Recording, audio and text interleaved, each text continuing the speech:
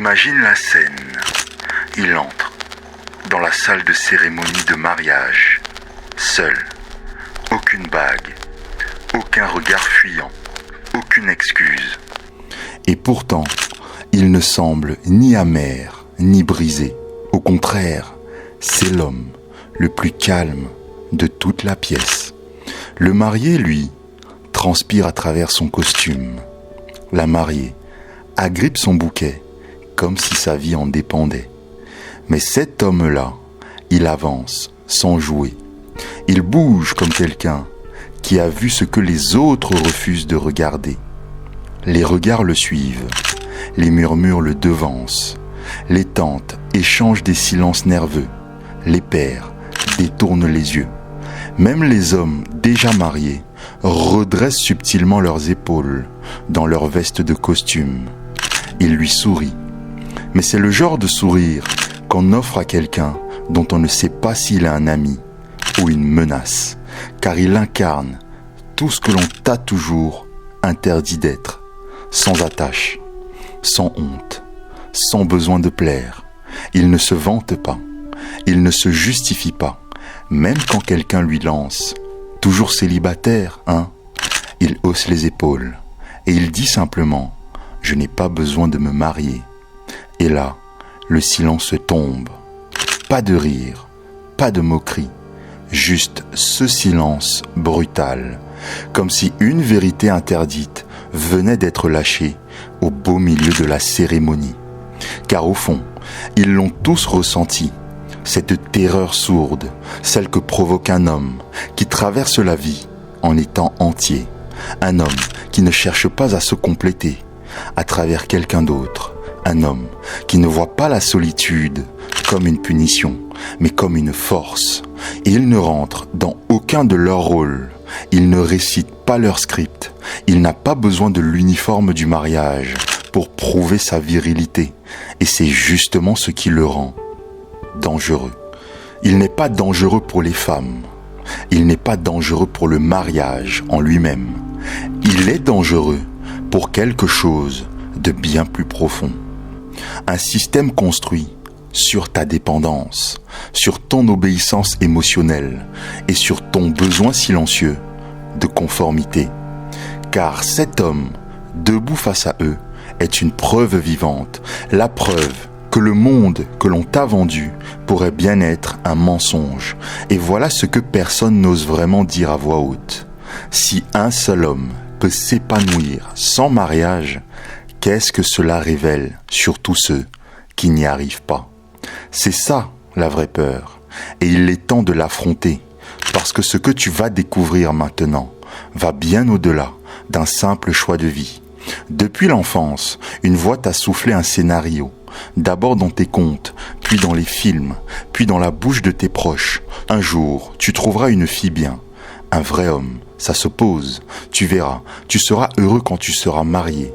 Cela paraissait innocent, comme un conseil, mais en réalité, ce n'était pas de l'amour que l'on te transmettait, c'était un conditionnement. On ne t'a jamais demandé si tu voulais te marier, on t'a appris à le supposer, comme la gravité, comme la mort, inévitable. Un homme sans épouse, c'est un échec, un gamin attardé, un drapeau rouge. Et le pire, c'est que quand tu as commencé à réfléchir par toi-même, le programme était déjà ancré. Tu n'avais pas de valeur pour qui tu étais. Tu avais de la valeur en fonction de qui tu pouvais conquérir. On ne t'a pas jugé selon ta profondeur, ni selon ton esprit, ni selon ta vision. On t'a jugé selon ta capacité à remplir ton rôle, à mettre un genou à terre, à acheter une bague, à t'installer, à cocher les cases. Mais voilà la vérité, cela n'a jamais été pour ton bonheur, jamais. Ce que ce système voulait de toi, c'était ta prévisibilité. Parce qu'un homme marié, c'est un homme contrôlable. Il paye des factures, il a des enfants à nourrir, il a une image à tenir, il ne peut plus tout envoyer balader, il ne peut plus partir du jour au lendemain, il ne peut plus changer de cap, il ne peut plus brûler les ponts. Il est devenu gérable. Un homme marié ne fait plus peur au système, car il l'alimente, il le soutient, il lui appartient. Et c'est là que la vérité de Nietzsche tranche net dans l'illusion. Il appelait cela la morale d'esclave. Un système de pensée non pas conçu pour t'élever, mais pour t'apprivoiser. On t'a appris à préférer l'approbation au pouvoir, à rechercher la conformité plutôt que la vérité, à valoriser l'obéissance plutôt que la liberté. Sois un bon garçon, sois fiable, sois quelqu'un de raisonnable, fais ce que l'on attend de toi. Et tu l'as cru, parce que tout le monde autour de toi l'avait déjà cru aussi. Ton père, tes profs, tes amis, tous suivaient la même route. Tous portaient le même masque. Tous récitaient les mêmes prières, sans jamais en questionner l'origine. Mais Nietzsche nous avait déjà prévenus. Il disait que la plupart des gens ne vivent pas vraiment. Ils obéissent à des valeurs qu'ils n'ont jamais remises en question. Ils héritent de leur morale comme on attrape un virus, et ils l'attachent autour de leur cou comme une laisse en l'appelant vertu. Alors quand un homme surgit et dit « Je choisis de ne pas me marier parce que je me choisis moi », ce n'est pas une fuite, ce n'est pas de la peur, c'est une rébellion philosophique. Il devient ce que Nietzsche appelait le surhomme. Pas un tyran, pas un destructeur, mais un homme qui crée ses propres valeurs au lieu d'absorber celles de la société. Et ce type d'homme terrifie le système. Pourquoi à ton avis ? Parce qu'il rappelle aux autres qu'ils ont eu eux aussi le choix à un moment donné, mais qu'ils ne l'ont simplement jamais exercé. On t'a dit que le mariage était une tradition, une étape sacrée, une preuve de maturité. Mais voici la vérité que personne ne veut admettre. Le mariage est une construction économique, déguisée en obligation morale. Tu crois tomber amoureux, mais pendant ce temps, la machine tourne déjà en arrière-plan. L'industrie du mariage, l'immobilier, les assurances, la santé, les banques, les biens de consommation. Chaque rouage de cette économie moderne gagne plus quand tu es marié. Pourquoi ? Parce qu'un homme marié dépense plus, il travaille plus, il se plaint moins fort et surtout, il prend moins de risques. Il achète sa maison, il change de véhicule, il signe pour un modèle familial, il accepte le job qu'il déteste, non pas parce qu'il le veut, mais parce qu'il le doit. Et tout cela repose sur une seule chose, son besoin d'être accepté. Dans ce monde, ton manque devient un produit, ta dépendance devient leur chiffre d'affaires, ton insécurité, leur stratégie marketing. Mais un homme qui ne se sent plus incomplet, un homme qui n'a plus besoin de prouver, lui, il brise les chaînes, il échappe au système. Nietzsche l'a dit clairement, celui qui ne sait pas s'obéir à lui-même sera commandé par un autre. Un homme qui ne gouverne pas ses propres désirs finira toujours par être gouverné par ceux des autres. Mais quand un homme n'a plus besoin d'approbation, quand il ne suit plus le script, quand il ne panique plus face à la solitude, il devient une erreur dans le système. Il court-circuite l'algorithme, il n'est plus monétisable, il n'est plus pilotable, il est hors du cadre. Et ce que le système déteste le plus, c'est ça. Alors il t'enseigne autre chose, il te répète encore et encore, tu as de la valeur uniquement si quelqu'un te choisit. Tu es complet uniquement si quelqu'un t'aime. Tu es un homme uniquement si tu es marié. Et tout ça, ce n'est pas la vérité, c'est du marketing. Parce que l'homme qui ne ressent plus le besoin d'être choisi est enfin libre de tout choisir. Il y a une énergie différente chez un homme qui ne cherche plus. Il n'est pas amer, il n'est pas blessé. Il ne joue pas au jeu du cynisme. Il ne cherche tout simplement plus rien. Ni validation, ni regard, ni permission.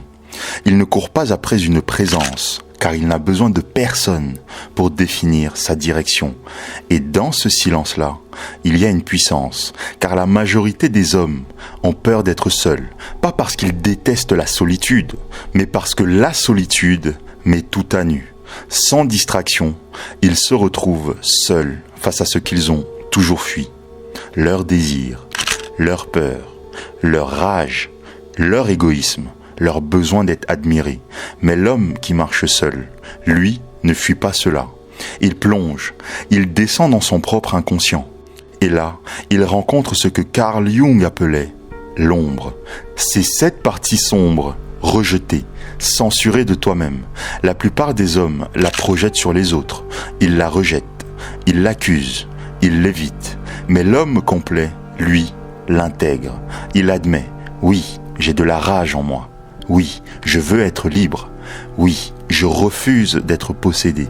Et c'est justement là qu'il devient immunisé contre les armes les plus puissantes de ce monde, la culpabilité, la honte, la solitude, la pression sociale, car tu ne peux pas manipuler un homme qui a déjà regardé ses ténèbres en face et qui tient encore debout dans la lumière.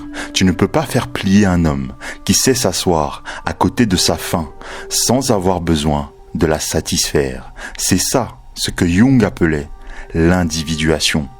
Pas devenir bon, pas devenir sage, devenir entier. La plupart des hommes sont comme des chiens domestiqués. Ils sont bien nourris, bien dressés, parfaits en apparence. Ils s'assoient quand on leur demande. Ils remuent la queue quand on les félicite. Ils échangent leur liberté contre un peu de confort et leur puissance contre un os. Mais l'homme qui marche seul, lui, le loup sauvage, il est plus silencieux, plus marqué, plus libre. Il ne mendie pas, il ne mord pas sans raison. Il ne vit que là où il a choisi d'aller, pas là où on l'attache. Et c'est ça qui terrifie la société. Tu ne peux pas domestiquer un loup. Tu ne peux pas enfermer un homme qui a appris à marcher seul. Et ce qui le rend dangereux, ce n'est pas sa violence, c'est son imprévisibilité. Ce n'est pas un acte activiste. Il ne crie pas, il ne supplie pas, il ne manifeste pas, il ne joue plus. Et rien n'est plus subversif que cela. Il ne proteste pas, il ne milite pas, il ne détruit rien. Il fait bien pire que cela. Il arrête de jouer. Il n'achète plus ce dont il n'a pas besoin. Il ne court plus après ce qui ne le nourrit pas.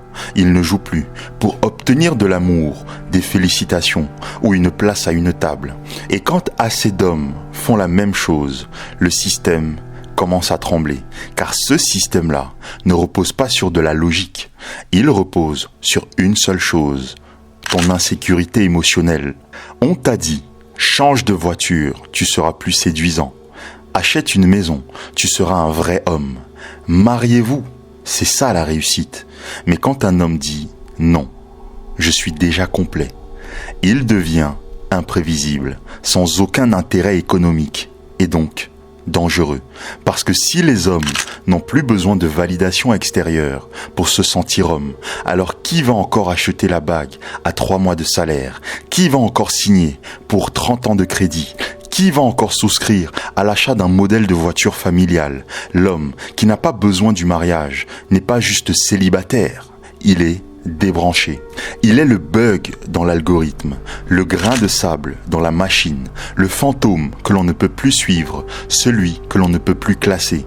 Et voici ce que le système redoute le plus, que d'autres hommes le voient.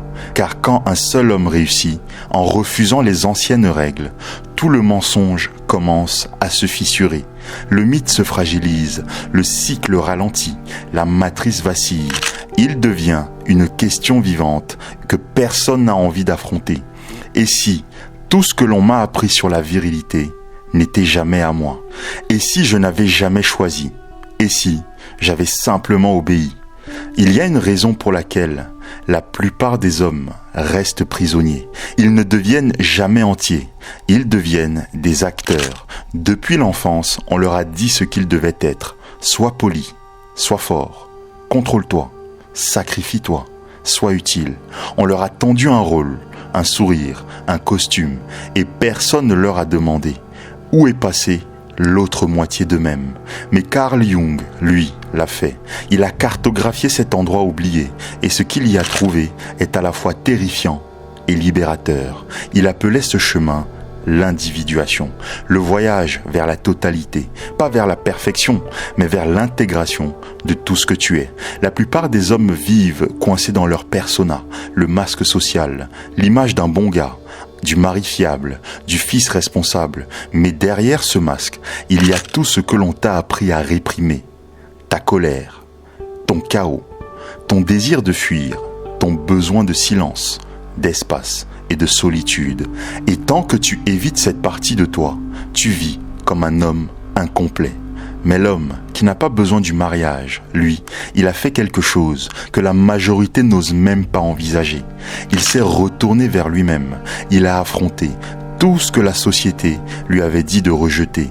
Et il a arrêté de se demander si c'est bien ou si c'est mal. Il a commencé à se demander, est-ce que c'est vrai?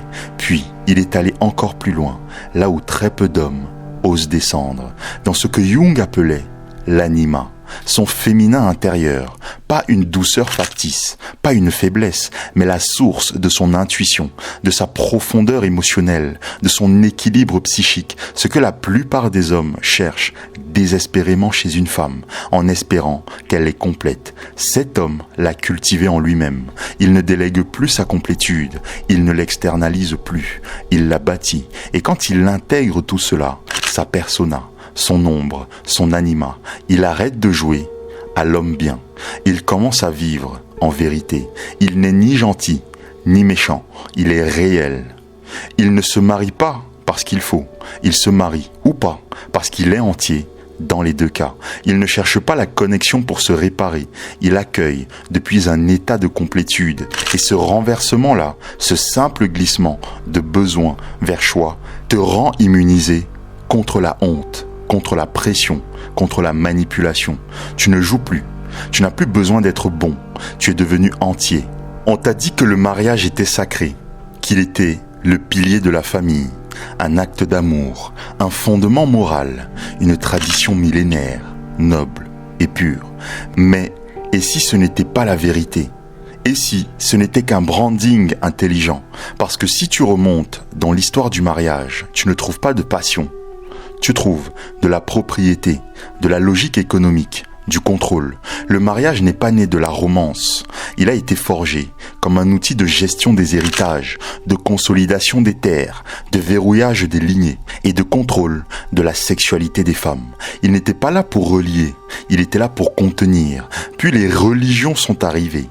Elles ont béni la transaction, l'ont recouverte de morale et ont menacé de condamnation tous ceux qui oseraient la remettre en question. Ensuite, c'est l'État qui a pris le relais. Avantages fiscaux, privilèges juridiques, incitation à l'assurance. Tes choix personnels sont devenus des leviers de conformité politique. Et enfin, sont arrivés les marchés. Les entreprises ont compris une chose. Un homme marié est un homme prévisible. Il consomme plus. Il risque moins. Il travaille plus longtemps. Obéit plus facilement. Il devient émotionnellement fidèle, financièrement coincé et surtout plus facile à suivre. Le mythe du mariage comme obligation morale, c'était juste le moyen de te faire signer le contrat. Mais voici la vraie trahison. Ils t'ont fait croire que c'était ton idée. Ils t'ont dit que c'était pour l'amour, mais c'était pour le levier. Ils t'ont dit que c'était ton destin, mais c'était leur design. Alors quand un homme rejette cette histoire, quand il dit « je me choisis moi », avant vos traditions, ce n'est pas un adolescent en crise, ce n'est pas un homme perdu, ce n'est pas un cœur brisé, c'est un homme qui se réveille. Il comprend enfin que le chemin tracé devant lui n'a jamais été le sien. Ce n'était pas une vocation, ce n'était pas une destinée, ce n'était même pas un héritage, c'était une laisse, habillée en transmission, une cage, peinte aux couleurs de la loyauté. Et maintenant, il commence à voir clair. Tu as le droit de tout remettre en question, le droit de vouloir autre chose, le droit de ne pas désirer ce que l'on t'a appris à désirer. Car l'homme qui questionne le mythe du mariage ne rejette pas la connexion, il rejette la dépendance programmée. Nietzsche n'a pas simplement dit que Dieu est mort, il a aussi prévenu de ce qui viendrait après. Quand les anciens systèmes de croyances s'effondrent, ce sont aussi les piliers de sens qui s'écroulent avec eux. La moralité, l'identité, la vérité, le mariage. Pendant des siècles, le mariage n'était pas un choix, c'était une exigence morale, un devoir, une évidence. Tu te mariais parce que c'était bien, et ne pas le faire, c'était flirter avec la honte, avec l'échec, voire le péché. Mais aujourd'hui, les fondations ont craqué. L'Église n'a plus le monopole de la vérité. L'État n'a plus le contrôle sur ton identité. Le marché ne cache plus ses intentions. Et pour la première fois, le mariage est devenu optionnel. Et c'est ça qui effraie autant. Parce que quand quelque chose devient un choix, cela révèle instantanément qui est complet et qui s'accrochait encore à cela par peur du vide. L'homme qui n'a pas besoin du mariage n'est pas immoral, il est éveillé. Il ne rejette pas l'amour, il le redéfinit. Il ne rejette pas l'engagement, il le reconquiert. Il sait que la morale authentique ne vient pas des autres, elle ne vient pas de l'Église, ni de l'État, ni du groupe. Elle vient de l'intérieur de soi. Il sait que le sens ne s'hérite pas, il se construit, que l'identité ne s'imite pas, elle se sculpte, que la complétude ne s'emprunte pas, elle se forge. Nous vivons dans un monde post-mort de Dieu, comme l'annonçait Nietzsche, un monde où le sens n'est plus imposé d'en haut, il doit être forgé par toi-même. Et dans ce monde-là, le mariage n'est plus une récompense, ce n'est plus une obligation, c'est une épreuve de vérité, une épreuve d'alignement, une épreuve de souveraineté. Et seul un homme entier peut la passer, parce qu'il ne se marie pas pour être sauvé, il se marie s'il le choisit, parce qu'il est déjà libre. Il y a deux types d'hommes qui marchent sur cette terre. L'un est encensé, l'autre est redouté.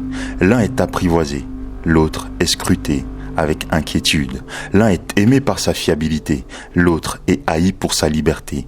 Carl Jung les appelait deux archétypes fondamentaux présents en chacun de nous, l'apollonien et le dionysien. Commençons par l'apollonien, c'est l'homme structuré, rationnel, prévisible. Il porte le costume, il achète la maison, il choisit le bon quartier scolaire, il suit les règles, pas par faiblesse, mais parce que le système lui a appris que cela fonctionnait.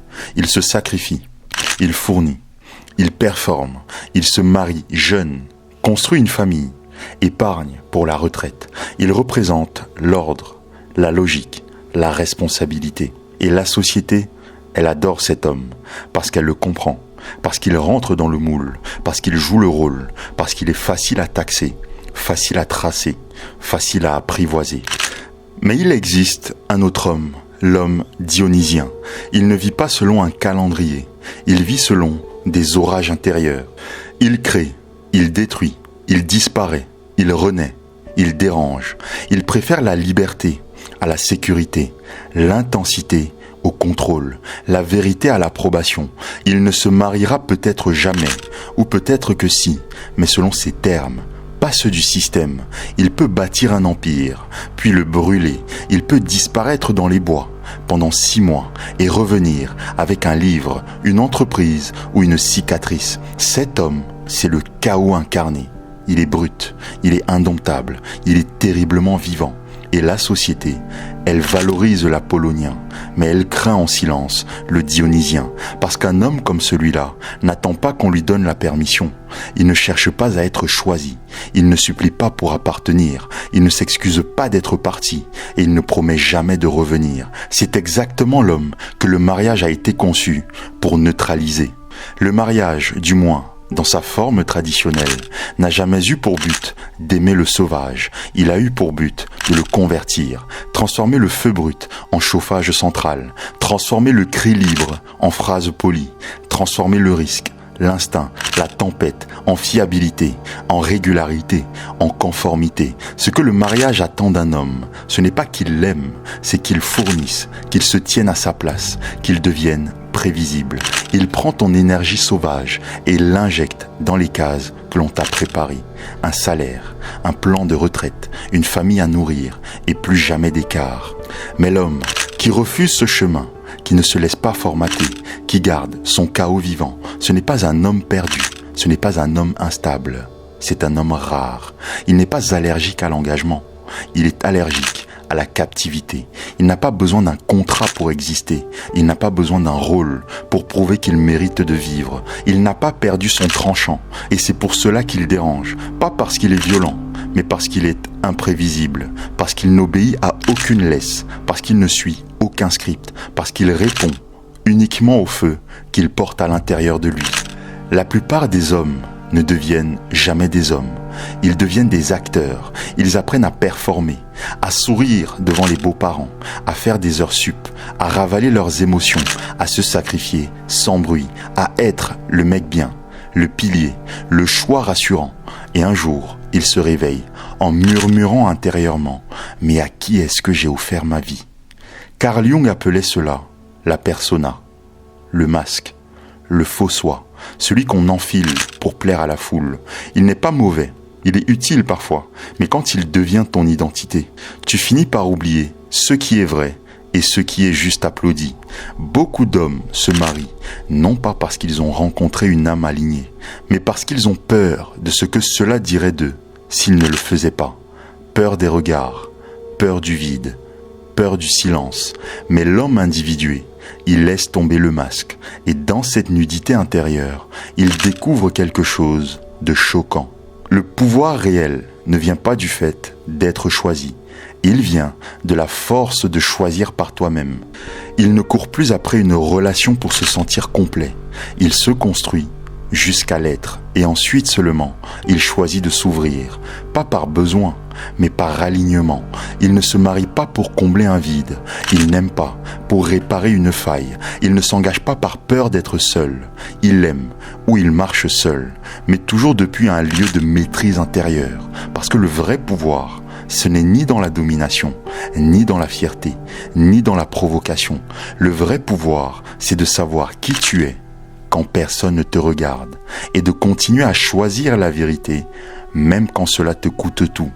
Beaucoup de gens ont très mal compris Nietzsche. Ils ont cru que sa volonté de puissance était un appel à écraser, un appel à dominer, un appel à imposer. Mais non, la vraie volonté de puissance, c'est le courage de te sculpter toi-même dans un monde qui t'offre zéro mode d'emploi. C'est de refuser les rôles préfabriqués. C'est ne pas hériter de sens. C'est le forger à la main, à la flamme, au prix fort. L'homme qui n'a pas besoin du mariage n'est pas fermé à la connexion. Il n'est pas froid, ni endommagé, ni inaccessible. Il a simplement fait un choix, ne plus construire sa vie autour de quelqu'un d'autre. Il bâtit de l'intérieur. Et ce qu'il laisse rentrer dans sa vie n'est plus une compensation, mais c'est un choix souverain.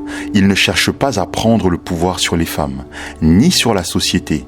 Il cherche le pouvoir sur une seule chose: lui-même, ses peurs, ses pulsions, son besoin d'être validé et toute la programmation qu'on lui a injectée.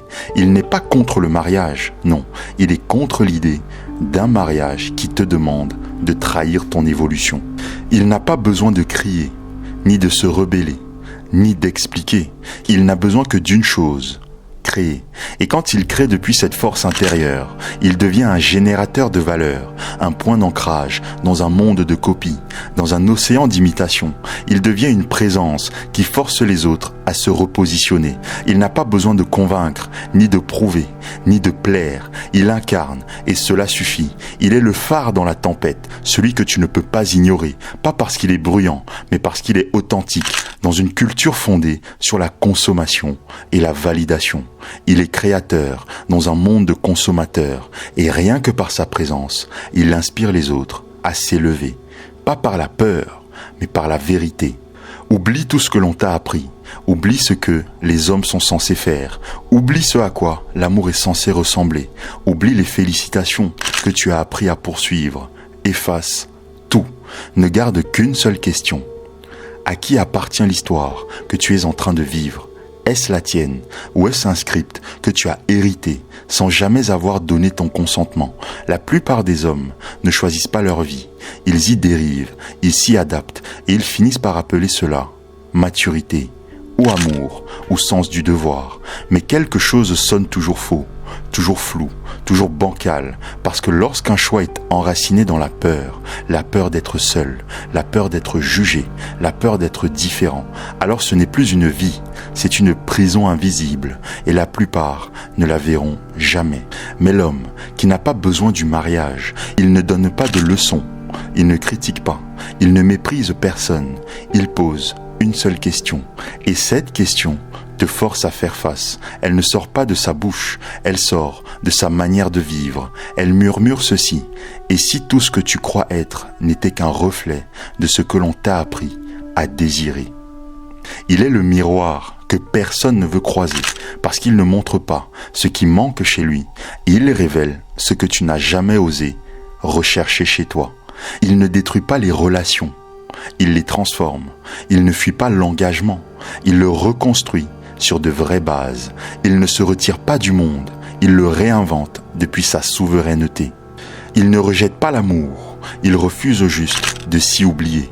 Il ne méprise pas l'union, il méprise l'idée de devoir se renier pour mériter. Il n'est pas brisé, il est complet. Et c'est pour cela qu'il est prêt à aimer sans chaîne, à s'unir sans se trahir, à marcher aux côtés d'une autre âme sans jamais s'agenouiller devant un rôle. Cet homme-là, tu ne peux pas le contrôler. Tu ne peux pas le séduire avec des normes. Tu ne peux pas le forcer à jouer le jeu, car il a compris une chose. Ce monde ne récompense pas la vérité, mais il s'incline devant ceux qui la portent sans trembler. Et toi, où en es-tu? Est-ce que tu vis l'histoire que ton âme réclame, ou celle que le monde t'a offerte en échange de ton silence? Tu connais déjà la réponse. Laisse-la moi dans les commentaires. Tu crois avoir compris ce que signifie être libre?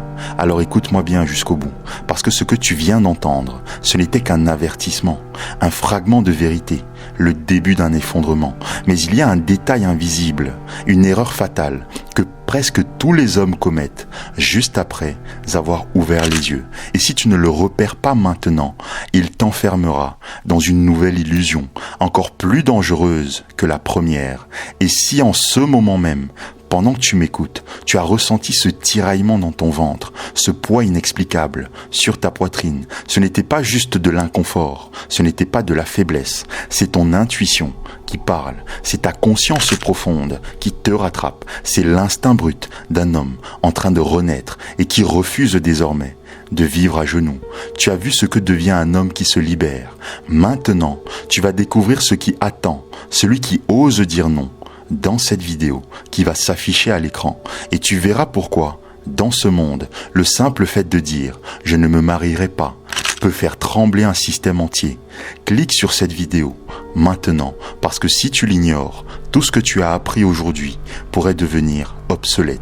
Parce qu'il ne suffit pas de sortir du piège, il faut refuser qu'il se referme sous une autre forme.